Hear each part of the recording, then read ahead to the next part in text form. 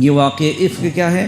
یہ حضرت عائشہ رضی اللہ تعالیٰ عنہا پہ جو تہمت لگی تھی، اس تہمت کے واقعے میں اللہ تعالیٰ نے براءت نامہ نازل فرمایا ہے۔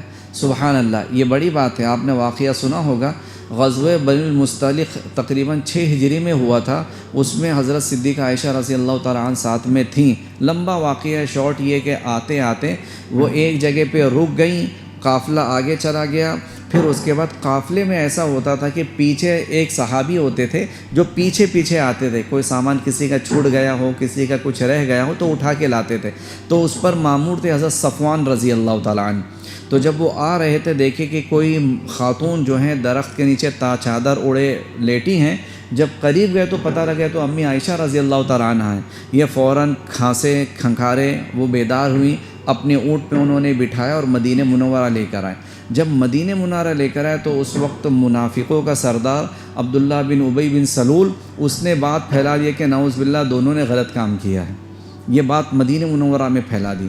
جب یہ بات پھیلی ہے تو اس کے بعد منافقین تو پیچھے لگے، بیچارے کچھ سادہ مسلمان بھی اس کے زد میں آ گئے اور وہ بھی اس بات کو پھیلانے لگے کہ نعوذ باللہ معاملہ غلط ہو گیا۔ اس زمانے کے ڈیوریشن میں فرماتے ہیں صدیقہ عائشہ رضی اللہ تعالیٰ عنہ، میں اتنی بخار میں تھی اور میری حالت اتنی خراب تھی کہ میں نے آقا کو فرما دیا میں گھر پہ نہیں رہوں گی، میں مائکے جا رہی ہوں۔ مائکے گئی ہیں، رو دھو کے برا حال ہے، لمبا واقعہ ہے۔ پھر اس کے بعد آپ علیہ الصلوۃ والسلام جب آئے ان کے پاس صدیق اکبر رضی اللہ تعالیٰ عنہ کے گھر میں، تو اس وقت بولے کہ اگر عائشہ کچھ معاملہ ہو تو بتا دے، میں توبہ استغفار کر لوں گا۔ بولا آقا آپ کیسے مطلب ہو سکتا ہے کہ میرے سے؟ بولے میری برات تو میرا رب اتارے گا، میں اپنی برات اپنی زبان سے ظاہر نہیں کروں گی، میری پاکی اللہ تعالیٰ اتارے گا۔ تو اللہ تعالیٰ نے فوراً ان الذین جاؤوا بالافک عصبۃ منکم، ایک پورا رکو اللہ تعالیٰ نے ان کی برات اور اللہ نے پاکی میں اتارا ہے۔ تو یہ وہ صدیقہ عائشہ ہے جن کی برات میں اللہ تعالیٰ نے ان کی پاکیزی میں اور ان کے حیا اور پاک دامنی میں اللہ تعالیٰ نے پورا ایک رکو نازل فرمایا ہے۔ سبحان اللہ۔